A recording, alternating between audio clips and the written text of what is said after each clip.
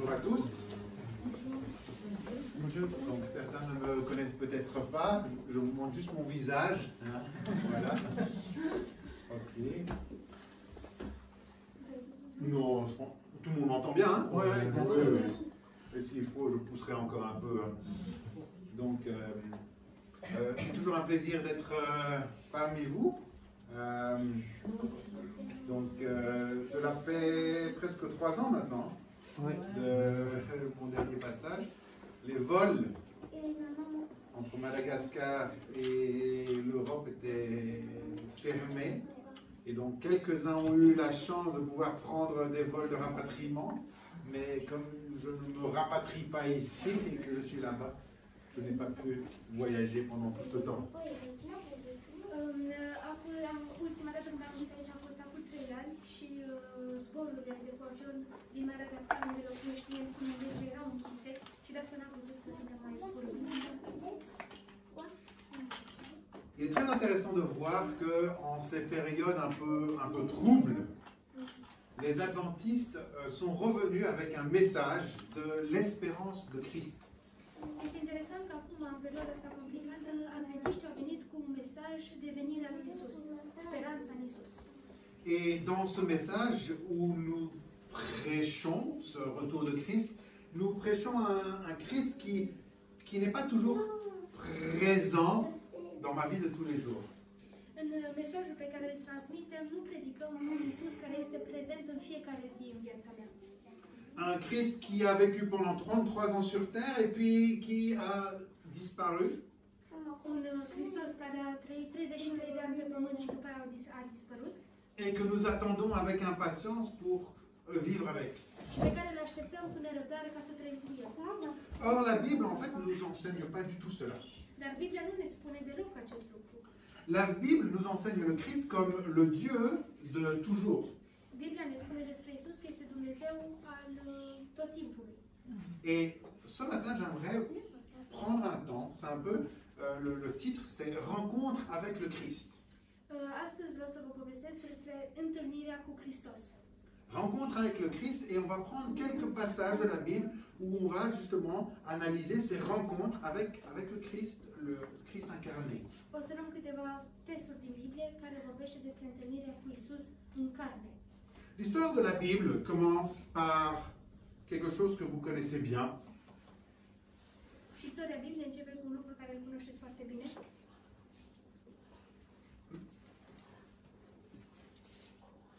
Normalement, c'est censé commencer une vidéo.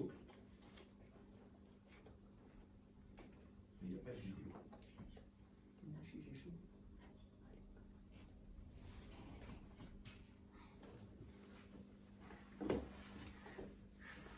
Excusez-moi. Pourtant, hier, ça marchait très très bien. On va refaire. La technologie, désolé. On voit un peu de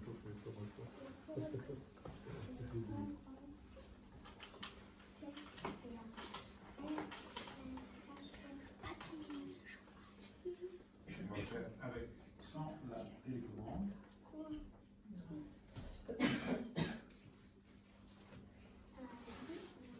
Je m'inquiète pas de faire l'improvisation.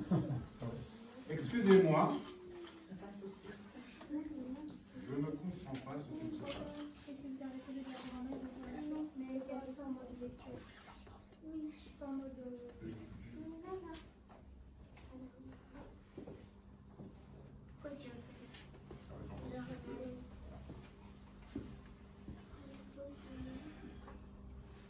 Toutes mes excuses. Il n'y a pas de souci. Celui qui fait rien ne cache rien.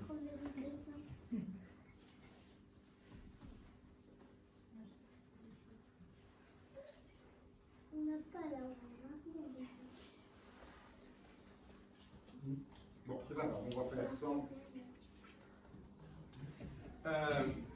La vidéo, en fait, vous présentait l'histoire de cette création. La création d'un monde qui est censé être parfait. Video pe care trebuie să vi-l arăt, îi arăta o lume, creația de lume care trebuia să fie perfectă. Et dans cette création parfaite, Dieu va mettre un arbre, et cet arbre va représenter un choix. Și în creația perfectă pe care a făcut-o Dumnezeu, Dumnezeu va pune un pom și pomul acesta vorbește despre o alegere. Le choix d'accepter ce qui est bien, ce qui est défini par Dieu, Alegerea să accepti ce este bine, ce este definit, ce este spus de Dumnezeu, ou alors le choix de prendre un fruit et de dire non, je veux définir les choses par moi-même. și alegerea să iei un fruct și să zici că acum eu spun ce trebuie să fac. Je veux prendre ma vie en main et c'est moi qui vais définir chaque chose que je fais chaque jour. Vreau să iau viața în mâinile mele și eu spun ce vreau să fac zilnic. Et donc en fait, tout ce choix va définir un concept qui est celui du bien et du mal. Și dat alegerea asta o să devină alegerea între bine și al rău. Nous connaissons tous l'histoire et l'homme va décider d'apporter une définition humaine. Și cunoaștem toți povestea și omul a ales să aducă o definiție umană. Une définition humaine sur chaque chose O definiție umană pentru fiecare lucru, qui fait que quand nous définissons quelque chose, les choses ne sont pas tout à fait parfaites. când atunci când definim un lucru, nu-l definim perfect. Alors à ce moment-ci, j'aimerais proposer donc aux tisons. Est-ce qu'il y a des tisons parmi vous? Est-ce qu'il y a des tisons? Ok, il y a des tisons. Voilà. À partir de ce moment-ci, nous allons commencer. Ok. Alors, est-ce que vous avez un stylo? Avez-vous un stylo? Alors, à partir de maintenant, nous allons ensemble avoir la prédication. D'accord? Donc, j'ai préparé la prédication, comme ça je suis obligé de ne pas être trop long. Et donc, vous essayez de suivre et de répondre aux questions en même temps que j'avance. Ça va? Ça va, ça va? Il m'en reste un s'il y a un des jeunes veut. Non? C'est comme vous voulez.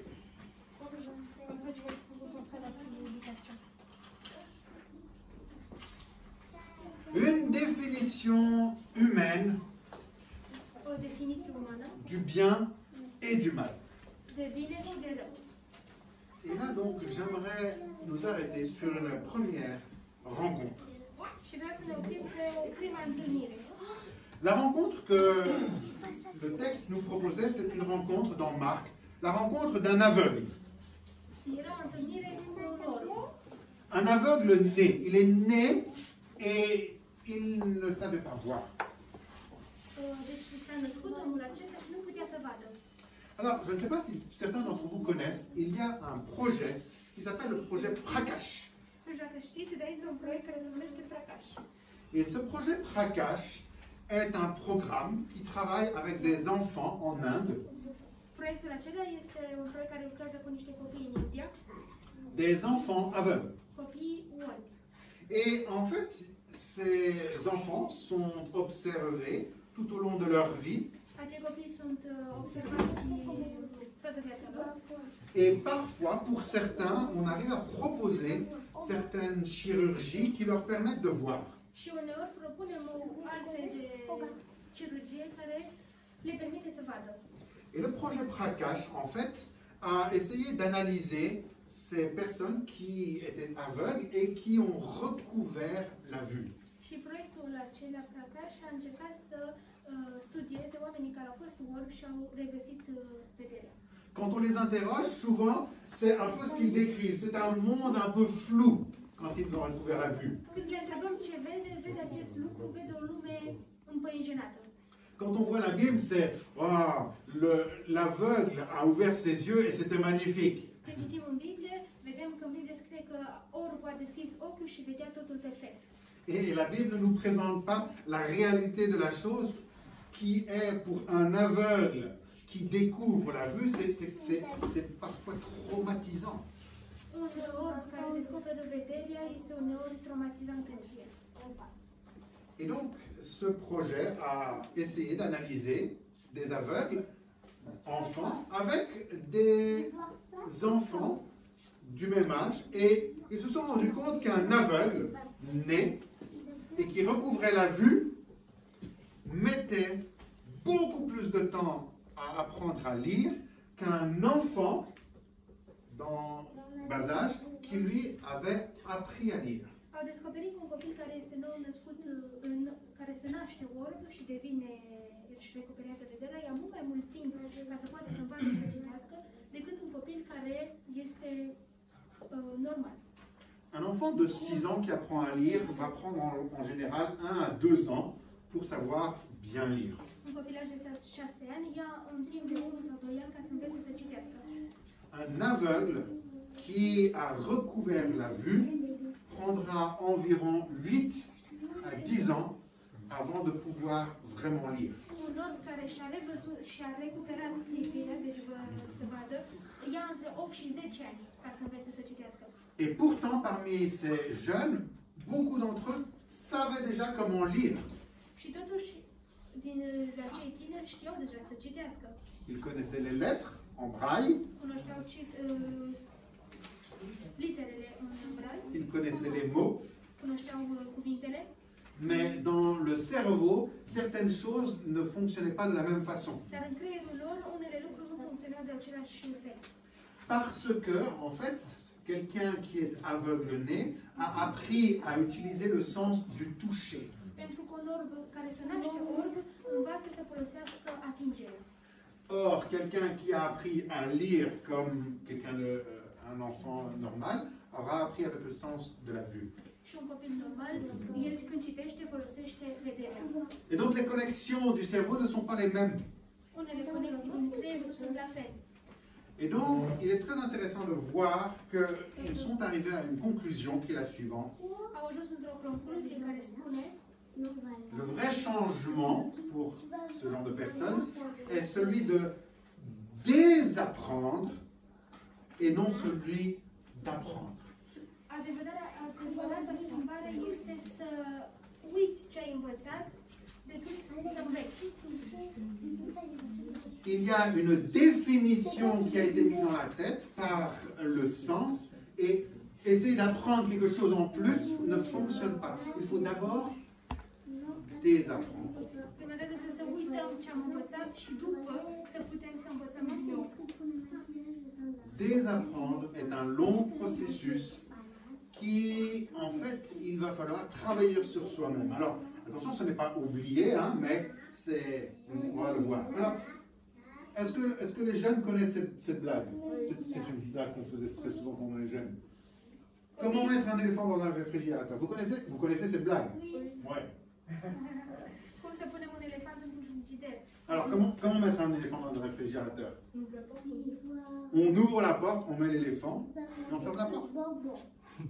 Ok? Deschidem ușa, băgăm elefantul și închidem ușa. Et la blague ne s'arrête pas là. Oui. Dar gluma nu se oprește aici. Maintenant, la suite de la blague, c'est comment mettre une girafe dans un réfrigérateur? On ouvre la porte du réfrigérateur, on retire l'éléphant, on met la girafe dans le réfrigérateur. On ouvre la porte, on retire l'éléphant, parce que si on ne retire pas l'éléphant, on ne peut pas y mettre la girafe. Și a doua parte din glumă este cum să punem o girafă în frigider și răspunsul este prima deschidem ușa, luăm elefantul din frigider și băgăm girafă. L'idée est exactement la même. Désapprendre, si on ne veut pas désapprendre quelque chose, on ne pourra pas réapprendre. Dacă nu putem să uităm între ghilimele ce am învățat, nu putem să învățăm din nou altceva. Et vous connaissez Jésus, en fait, l'intervention de Jésus va être la même. Și cunoaștem pe Iisus și ce a făcut Iisus o să fie la fel, același lucru. Vous vous rappelez ce que Jésus dit? Vă aduceți aminte ce Iisus a spus? Vous avez entendu qu'il a été dit. Voi ați auzit că a fost zis, voi ați auzit că a fost zis. Ce a fost zis? Vous avez votre propre définition, vous chrétiens, vous adventistes, vous pharisiens, vous avez votre définition. Voi creștinilor aveți propria voastră definiție, Mais moi, je vous dis. dar eu vă zic. Et donc, en fait, il est très intéressant de voir que quand on parle de Christ qui intervient dans la Bible, c'est une intervention de désapprendre quelque chose que l'humain a mal conçu. Când ne uităm în Biblie, trebuie să ne dăm seama că Iisus ce vrea să facă e să ia, să scoată învățătura pe care omul a făcut-o prin el și să învețe din nou altceva. Et le Seigneur ne va pas dire il faut oublier, non? Dumnezeu nu ne zice să uităm, Il va vous dire il faut choisir quelque chose de nouveau. trebuie să alegem ceva de nou. Il faut apprendre selon ma définition. Să învățăm ce vă zic eu, definiția mea. La première fois que l'on rencontre le Christ dans la Bible, c'est dans Genèse au chapitre 3. Prima dată când întâlnim pe Hristos în Biblie este în Geneza, capitolul 3. Et pour ceux qui le veulent, vous pouvez prendre le texte, je vais l'afficher, mais Genèse au chapitre 3 Geneza, capitolul 3, et au verset 8. versetul 8.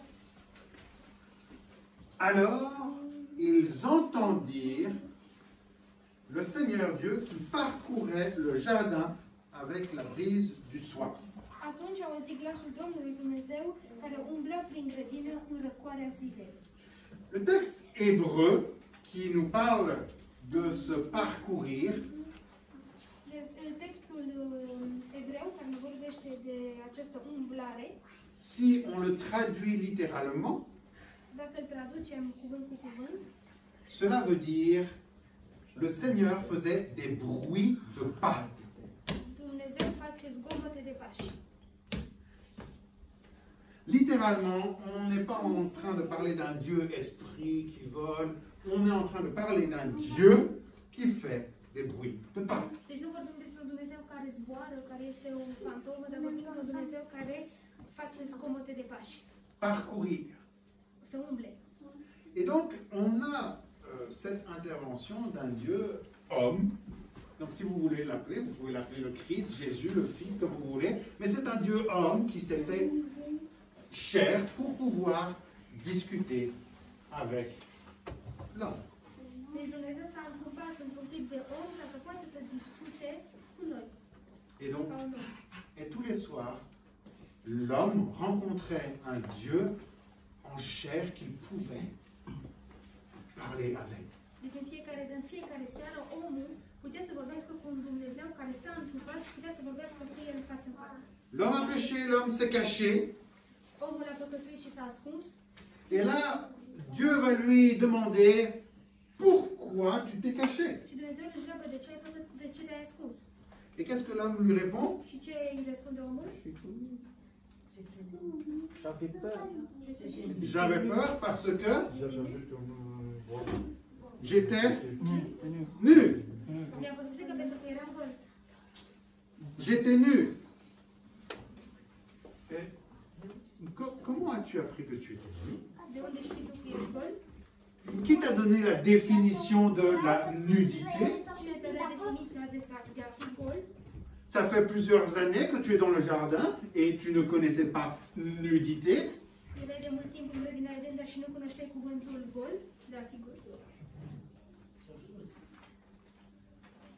L'homme a une définition qu'il vient d'apprendre et qui n'est pas bonne. Omul are o definiție care o are și nu este bună. La nudité est un problème parce qu'elle représente la peur, la crainte. Goliciunea este o problemă pentru că reprezintă frica. Elle représente la crainte de Dieu lui-même. Reprezintă frica de Dumnezeu. Et Dieu lui dit, mais comment peux-tu avoir peur de moi, ton Créateur? Și Dumnezeu îi zice, cum poți tu să-ți fie frică de Dumnezeul care te-a creat? Et parfois, dans nos vies de chaque jour, nous sommes des gens qui, parce que nous péchons, nous avons peur de ce Dieu. Și uneori în viețile noastre, pentru că păcătuim, ne frică de acest Dumnezeu. Et nous passons par des moments où, parce que nous avons commis quelque chose, on n'ose plus lever la tête. Și uneori ne este frică să ridicăm capetele pentru că facem unele păcate. Et il est très intéressant de voir que la réponse que Dieu va dire, il dit, non, non, non, tu as mal appris. Și răspunsul lui Dumnezeu este, nu stai ieșit, ai învățat greșit. Je te donne la réponse. Je veux que tu désapprennes cela. Ce que je veux que tu apprennes, Eu îți dau răspunsul, nu mai ține cont de ce ai învățat, dar învață din nou. c'est que même dans la faiblesse, je suis ta protection. Chiar dacă treci prin momente dificile, eu sunt protectorul tău. Et je suis celui qui se révélera comme un sacrifice. Et c'est là où le symbole de la peau va servir comme la première protection. Eu sunt acela care o să moară pentru tine și de aceea pielea o să reprezintă prima protecție. Rencontre numéro 2. Întâlnirea numărul 2. Dans l'Ancien Testament, on appelle souvent Jésus le messager du Seigneur. În Vechiul Testament, pe Iisus reprezentăm tot timpul ca un mesager. On ne lui a pas encore donné le nom de Jésus. Nu i-a dat încă numele de Iisus. Et souvent, on l'a mal traduit en disant l'ange de l'Éternel. Și uneori am tradus greșit zicând îngerul Domnului. Et l'ange de l'Éternel, en fait, représente Dieu lui-même. Și îngerul Domnului reprezintă Dumnezeu însuși. Et si vous ne me croyez pas, on peut faire une étude biblique après. Je vous démontre par A plus B cela. Pas de Dacă nu problème. mă credeți, o puteți să faceți un studiu după aia să vezi. Le messager du Seigneur, nous allons le retrouver là, pour la première fois. Vous le retrouvez très très souvent, mais pour la première fois, nous le retrouvons dans Genèse au chapitre 16. Et je vous invite à prendre cela. Deci deschidem Biblia în Geneza, capitolul 16. Genèse au chapitre 16 nous présente une dame Ne prezintă o femeie qui a eu un enfant. care a avut un copil. Vous vous rappelez l'histoire d'Agar. Vă aduceți aminte de povestea de Agar. Et avant même qu'elle ait cet enfant, Înainte ca să aibă copilul ei, elle s'échappe, elle s'enfuit de chez sa maîtresse. fuge de la stăpâna, stăpânul ei. Elle s'enfuit de chez sa maîtresse et l'ange, le messager du Seigneur, va lui parler près d'une source. Și atunci îngerul Domnului vorbește lângă un pus de apă. Et essayez de lire les quelques versets qui sont juste après. Și încercați să citiți versetele care scrie Et vous vous rendez compte de la chose que le Seigneur est en train de demander à Agar. și Dumnezeu îl întreabă pe Agar. Pourquoi t'es-tu échappé? De ce ai fugit? S'il te plaît, ou pas de s'il te plaît, mais rentre. Întoarce-te. Et si tu te fais réprimander, c'est-à-dire si tu te fais taper dessus, accepte-le. Și dacă în caz că te bate, primește. Pourquoi tu t'échappes? De ce fugi?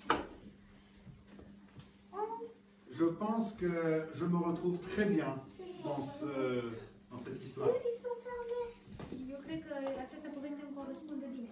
Quand il y a un problème dans ma vie, en général, je préfère l'éviter. Allez, hop, on y va, on part, et merci. Hein. Când este o problemă din viața mea, prefer să merg, să fug, să... Mersi, nu am nevoie. Et Dieu lui dit, non, non, va te faire taper dessus. Pardon Seigneur, non, non.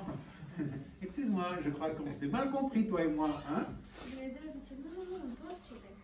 Non. Va. Si c'est ta destinée de passer par ces moments difficiles, alors accepte-la. Dacă este destinul tău să treci prin astfel de lucruri grele, atunci acceptă. Et le texte va se terminer en lui disant, j'ai une grande mission pour toi, j'ai une grande vision pour toi, je suis celui qui te regarde. Și textul se termină zicând, Dumnezeu zice, eu am o misiune foarte importantă pentru tine, eu sunt cel care te vede, care veghează asupra ta. Et elle va retourner, courageuse. Și se întoarce, J'aurais peut-être continué à m'enfuir. ceva poate să continui să fug. Rencontre numéro 3. A treia întâlnire. On le connaît très bien, Îl cunoaște foarte bine. Jacob. Iacob. Jacob va se battre. El o să se bată. Et nous retrouvons cette histoire dans Genèse, au chapitre 32, verset 25. Deschidem Biblia în Geneza, capitolul 32, versetul 25. Une histoire un peu bizarre, O istorie cam ciudată. parce qu'on ne sait pas pourquoi ils se sont tapés dessus. Pentru că nu știu de ce a început să se bată. Un homme arrive, Un om vine, aucune discussion, nicio discuție, et ils se battent. și începe să se bată. Je ne sais pas vous, mais en général, on essaie d'établir gentil, méchant, qu'est-ce que tu fais là, ça se passe bien. Non, là l'histoire nous dit, un homme arrive, il se bat. Bon, bah, je sais pas, il était... Ok. Et cet homme qu'on a souvent présenté comme un ange, un messager, en fait, le texte plus tard va nous dire Jacob s'est battu contre le Péniel, c'est-à-dire contre la face de l'Éternel. Și vedem că în Biblie scrie că Iacob s-a bătut contra la fața lui Dumnezeu. Donc, il s'est battu littéralement contre le Christ. Deci s-a bătut contra la Hristos. Et vous relisez les écrits d'Ellen White, Ellen White insiste aussi, elle dit oui, il s'est battu contre le Fils, contre Dieu. Și dacă citim în Ellen White, vedem că chiar așa zice că el s-a bătut contra la Fiul lui Dumnezeu. Et dans la discussion qui va suivre cette bataille, Și discuția care urmează după această bătălie, c'est très intéressant de voir que l'homme, le messager du Seigneur, pose une question. e interesant să vedem că omul trimis de Dumnezeu pune o întrebare. Et il pose la question de quel est ton nom. Și întrebarea este, care este numele tău? Et mon nom, c'est Cédric. Și numele meu este Roberta. Il dit c'est Jacob. El a zis că este Iacob, C'est le nom en fait que nos parents nous ont donné. numele care părinții noștri ne le-a dat. Et avec cette histoire, nous portons un peu, je ne dis pas le fardeau, mais cette histoire de notre famille. Deci care poartă istoria familiei noastre. Et là, il est très intéressant de voir que Dieu va lui dire, je pense que tu as peut-être mal appris. Și aici Dumnezeu zice, cred că ai învățat cam greșit. J'aimerais que tu réapprennes quelque chose. Aș vrea ca să mai înveți altceva nou. J'aimerais que tu prennes un nom qui t'identifie à moi. Aș vrea ca să iei, să porți un nume care te identifică la mine. Et il va lui donner le nom d'Israël, Și o să-i dea numele Israel, un nom qui signifie quelqu'un qui a lutté avec le Seigneur. un nume care înseamnă cineva care se luptă cu Isus. Et je pense que c'est notre relation de chacun. Dieu nous invite à nous dire, ok, bon, tu t'appelles Cédric, mais quel est le nom que toi et moi avons en commun? Qu'est-ce que l'on a vécu en commun? Și ar trebui acum să ne punem întrebarea că, ok, dacă numele tău este Cedric, tu trebuie să-ți dai seama că ce nume trebuie să porți tu care identifică relația care o ai între tine și mine. Une dernière rencontre. Ultima întâlnire, La rencontre entre Josué întâlnirea între Iosua et Jésus. și Isus. Alors je ne sais pas si vous savez, mais Jésus et Josué, en fait, c'est exactement le même nom. Nu știu dacă știi, dar Iosua și Isus este exact același nume. En hébreu, c'est le même nom. În evrei este același nume. Mais les traducteurs ont changé, et ils ont mis des voyelles un peu différentes pour qu'on ne fasse pas la confusion. Și cei care traduce au schimbat câteva litere ca să nu facem confuzia, să nu le amestecăm. Dans Josué au chapitre 5, În Iosua, capitolul 5, Josué se prépare à aller combattre Jéricho. el se pregătește, ca să se lupte contra Ierico. Il est devant la ville de Jéricho et un homme arrive Este în fața la cetatea și un om vine et cet homme a comme une grande épée. și omul acesta are ca o mare sabie. Et là, Josué fait quelque chose que je n'aurais jamais fait. Și Iosua face un lucru care eu niciodată nu l-aș fi făcut. Il avance Avansează et pose une question. și pune o întrebare. Personnellement, j'aurais reculé et j'aurais posé ma question. Eu aș fi dat înapoi. Non, non, il avance et il dit, eh ben, qui es-tu? El avansează și spune, cine ești? Et heureusement qu'il reçoit une bonne réponse, parce que sinon il n'aurait pas été là pour nous la raconter. Și primiți un bun răspuns. Je suis Eu sunt le chef de l'armée du Seigneur. șeful armata lui Dumnezeu. Il est très intéressant de voir que dans cette relation qu'il va avoir avec Jésus, Jésus va lui parler de cette nouvelle terre. Și este interesant să vedem relația care are Iisus, pentru că Iisus o să vorbească despre noul pământ. Une terre qui n'est pas encore conquise. Un pământ care nu este încă cucerit. Un peuple qui va devoir se battre et avancer, marcher, Un popor care o să trebuiască să se lupte și să avanseze, comme nous avons nos difficultés chaque jour. cum avem noi dificultățile noastre în fiecare zi. Alors la dernière fois que j'étais ici, je vous avais déjà montré cette photo. Ultima dată când am venit aici, v-am arătat deja această poză, Parce qu'elle symbolise vraiment notre combat de tous les jours. pentru că simbolizează lupta noastră de fiecare zi. Et donc Jésus se dit, ben voilà, je suis celui qui est au centre de ce combat. Și Iisus spune, eu sunt cel care este în mijlocul. Et alors que vous allez vous battre, que les chemins vont être un peu difficiles, parfois le précipice sera à votre droite ou à votre gauche. Și chiar dacă o să trebuiască să vă luptați, că groapa o să fie la dreapta sau la stânga voastră, Je suis le chef de l'armée. eu sunt șeful armatei. Celui qui va vous permettre de remporter la victoire. Acela care o să vă permite să câștigați. Dans les petits combats de chaque jour, În fiecare luptă de fiecare zi, dans nos difficultés personnelles, în dificultățile noastre personale, mais aussi dans nos difficultés de groupe. în dificultăți de grup. Et donc, cette promesse d'être le chef est une promesse qui nous dit, ben, si Dieu est en contrôle, nous ne pouvons qu'avoir la victoire. Această făgăduință care Dumnezeu este la control, deci noi putem să avem doar victoria. Allez, une rencontre qui n'est pas tout à fait incluse, mais qui sert de conclusion. O mică întâlnire care o să servească de concluzie. Vous avez cet homme qui s'appelle Gédéon. Aveți acel om care îl cheamă Gedeon. Vous vous rappelez de Gédéon. Et le messager du Seigneur vient le voir.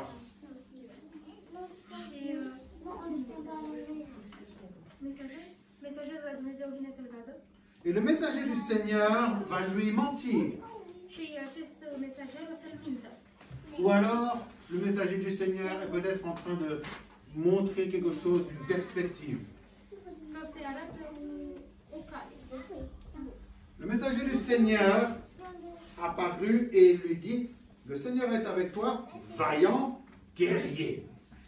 Mesagerul vine și îi spune, Dumnezeu este cu tine, luptătorule. Et en fait, quand vous relisez l'histoire, celui qui écrit le livre des juges est en train de montrer que Gédéon n'a rien d'un vaillant guerrier. Și cel care scrie cartea de judecători arată că Gedeon nu avea nimic de un luptător, un adevărat luptător. Le messager du Seigneur le trouve alors qu'il est en train de se cacher pour faire son blé. Mesagerul lui Dumnezeu îl găsește atunci când el se pițea făcând grâu, snopii de grâu.